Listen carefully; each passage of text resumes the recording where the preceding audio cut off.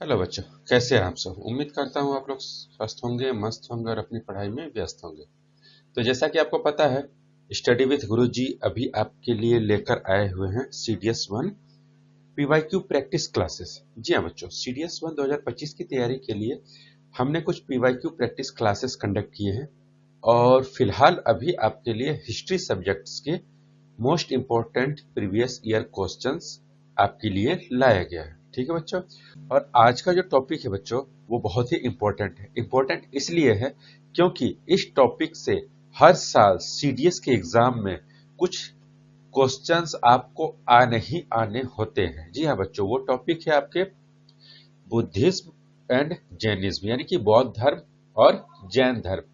जी हाँ, बौद्ध धर्म और जैन धर्म से काफी सारे क्वेश्चंस आपको पूछे जाते हैं। तो किस किस टाइप के और कब कब कौन कौन से क्वेश्चन पूछे गए, वो आपको आगे क्वेश्चंस में दिख जाएंगे कि जो भी क्वेश्चन जिस ईयर में पूछे गए हैं उन क्वेश्चंस के साथ हमने उस ईयर को मेंशन कर दिया। ठीक है बच्चों, ताकि आपको ये समझने में दिक्कत ना हो कि किस साल किस टाइप के क्वेश्चन पूछे गए थे। ठीक है बच्चों, तो चलिए अब ज्यादा देर न करते हुए आपका ये क्लास स्टार्ट किया जाता है। तो क्लास स्टार्ट करने से पहले अगर आप हमारे चैनल पर नए हैं तो हमारे चैनल को सब्सक्राइब जरूर कर दें और इस सेशन को ज्यादा से ज्यादा शेयर करें, ताकि जितने भी बच्चे जो CDS की तैयारी कर रहे हैं उन्हें हमारे क्लासेस के बारे में पता चल सके। ठीक है बच्चों, चलिए अब आगे बढ़ते हैं। क्वेश्चन नंबर 1, महात्मा बुद्ध ने धर्म चक्र प्रवर्तन के रूप में ज्ञात अपना प्रथम धर्मोपदेश किस स्थान पर दिया। ठीक है बच्चों, ये क्वेश्चन आपको पूछा गया था CDS 1 2009 में।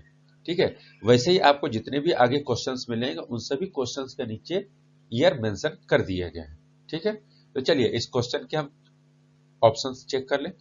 पहला ऑप्शन है Sanchi, option B Sarnath, option C Shravasti और ऑप्शन डी बोध गया।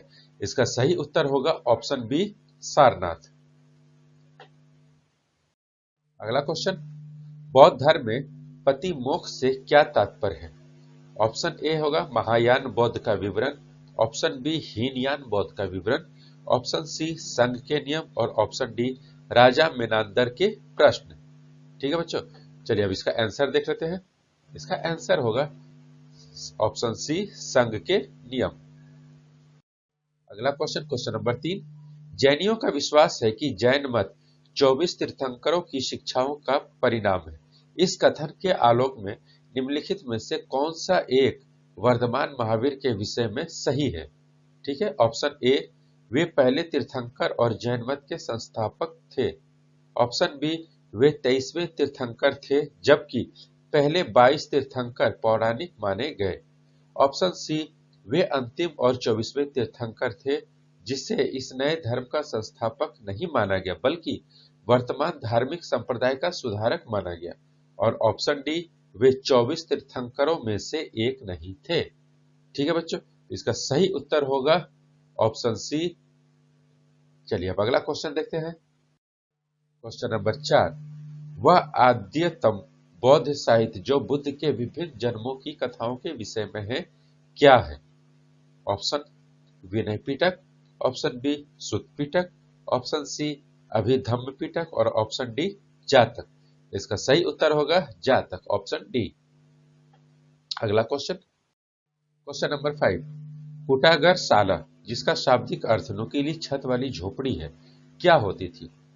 आपके सामने ऑप्शन है। ऑप्शन ए, पशुओं के रखे जाने का स्थान, ऑप्शन बी, एक स्थान जहां बौद्ध भिक्षुओं के बीच बौद्धिक वाद विवाद होता था, ऑप्शन सी, शस्त्रों को इकट्ठा रखने का स्थान और ऑप्शन डी, शयन करने का स्थान। इसका सही उत्तर होगा ऑप्शन बी, एक स्थान जहां बौद्ध भिक्षुओं के बीच बौद्धिक वाद विवाद होता था। ठीक है बच्चों, चलिए अगला क्वेश्चन, क्वेश्चन नंबर 6, निम्नलिखित में से कौन सा या कौन से बुद्ध के जीवन से संबंधित नहीं था या थे। ठीक है, तो कथक आपके सामने है। नंबर 1 में कंथक, नंबर 2 अलार कलाम, नंबर 3 चन्ना और नंबर 4 में हो जाएगा गोसाल मस्करी पुत्र। तो नीचे दिए गए कूट का प्रयोग कर सही उत्तर चुनिए। ऑप्शन है आपके सामने केवल 1, ऑप्शन बी में केवल 4, ऑप्शन सी में 1 और 2 और ऑप्शन डी 3 और 4। इसका सही उत्तर होगा ऑप्शन बी केवल 4। तो बच्चों, अगर आपको ये सेशन पसंद आ रहा है तो सेशन को लाइक जरूर कर दें, ठीक है। और हाँ, अगर आपको किसी भी क्वेश्चन में कोई भी डाउट हो तो आप नीचे कमेंट सेक्शन बॉक्स में अपने डाउट जरूर मेंशन करें। हम कोशिश करेंगे आपके डाउट को जल्द से जल्द सॉल्व करें, ठीक है बच्चों। चलिए अब आगे बढ़ते हैं। अगला जो क्वेश्चन है वो आपको कथन के हिसाब से है, ठीक है। नेक्स्ट आने वाले 3 क्वेश्चन लगातार एक ही तरह के हैं, जो कि ये 4 कूट पर आधारित है, ठीक है। हर क्वेश्चन में 2 कथन दिए गए हैं, कथन 1 और कथन 2। आपको ये क्वेश्चन को ध्यानपूर्वक पढ़ना है और 4 कूट में से यानी कि 4 ऑप्शन में से एक ऑप्शन को चूज करना है जो इसका सही आंसर है। तो चलिए देखते हैं क्वेश्चन नंबर 7, कथन नंबर 1। चंद्रगुप्त के शासन के अंतिम काल के आसपास गंगा घाटी में तीव्र दुर्भिक्ष पड़ने के बाद जैन साधुओं भद्रबाहु के नेतृत्व में दक्कन की ओर बड़ी संख्या में पलायन हुआ। कथन 2, चंद्रगुप्त मौर्य एक साधु के रूप में जैन संघ में शामिल हुआ। इसका सही उत्तर होगा ऑप्शन ए, ठीक है बच्चों। चलिए अब अगला देखते हैं। क्वेश्चन नंबर 8, कथन नंबर 1। महावीर आरंभ में निर्ग्रंथ कहे जाने वाले यतियों के समूह में शामिल हुए थे। कथन नंबर 2, इस पंथ की स्थापना उसके 200 वर्ष पूर्व पार्श्व द्वारा की गई थी। इसका सही उत्तर होगा ऑप्शन बी। अगला क्वेश्चन, क्वेश्चन नंबर 9, कथन नंबर 1। काष्ठक वास्तु शिल्पीय आदि प्रारूपों पर प्रतिरूपित 12 बार पहाड़ियों की लोमस ऋषि और सुदामा गुफाएं भारत में पूर्वतम गुफा वास्तुशिल्प के उदाहरण हैं। कथन नंबर 2, 12 बार पहाड़ियों की गुफाएं चंद्रगुप्त मौर्य द्वारा आजीविक मठवासियों को समर्पित की गई थी। इसका सही उत्तर होगा ऑप्शन सी। चलिए अब अगला क्वेश्चन देखते हैं। क्वेश्चन नंबर 10, निम्नलिखित कथनों पर विचार कीजिए। 3 कथन दिए गए हैं। कथन नंबर 1, जैन मतावलंबी मानते हैं कि महावीर के 23 पूर्ववर्ती थे। कथन नंबर 2, पार्श्वनाथ 23वें तीर्थंकर थे। कथन नंबर 3, महावीर के निकटतम उत्तरवर्ती ऋषभ थे। उपर्युक्त कथनों में से कौन सा या कौन से सही है? तो ऑप्शन ए 1 और 2, ऑप्शन बी 2 और 3, ऑप्शन सी केवल 2 और ऑप्शन डी केवल 3। इसका सही उत्तर होगा ऑप्शन ए 1 और 2। अगला क्वेश्चन, क्वेश्चन नंबर 11। चतुर्थ बौद्ध संगीति कश्मीर में किसके नेतृत्व में हुई थी? बिंदुसार, अशोक, कुणाल या कनिष्क? इसका सही उत्तर होगा ऑप्शन डी कनिष्क। अगला क्वेश्चन, क्वेश्चन नंबर 12। निम्नलिखित में से कौन सा या कौन से कथन सही है? 2 कथन यहां भी दिए गए हैं। तो कथन नंबर 1, प्रारंभिक बौद्ध साहित्य प्रायः धर्मसूत्री पाठ से रचित है। और कथन नंबर 2, बौद्ध शाखाएं अपने धर्मसूत्री साहित्य का वर्गीकरण केवल पिटकों के रूप में करती है। तो नीचे दिए गए कूट का प्रयोग कर सही उत्तर चुनिए। ऑप्शन ए केवल 1, ऑप्शन बी केवल 2, ऑप्शन सी 1 और 2 दोनों, और ऑप्शन डी न तो 1 न ही 2। सही उत्तर होगा ऑप्शन डी। क्वेश्चन नंबर 13, निम्नलिखित कथनों पर विचार कीजिए। कथन नंबर 1, अभिनव गुप्त ने तंत्र लोक नामक एक व्यापक प्रबंध लिखा जो कुल और त्रिक तंत्रों की शिक्षाओं को व्यवस्थित रूप से प्रस्तुत करता है।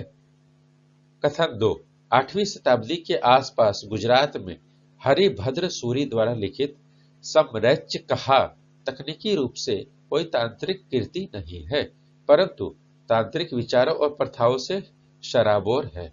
उपर्युक्त कथनों में से कौन सा या कौन से कथन सही है? ऑप्शन ए केवल 1, ऑप्शन बी केवल 2, ऑप्शन सी 1 और 2 दोनों, और ऑप्शन डी न तो 1 और न ही 2। ठीक है बच्चों, यहां भी 2 कथन वाले क्वेश्चन आ गए।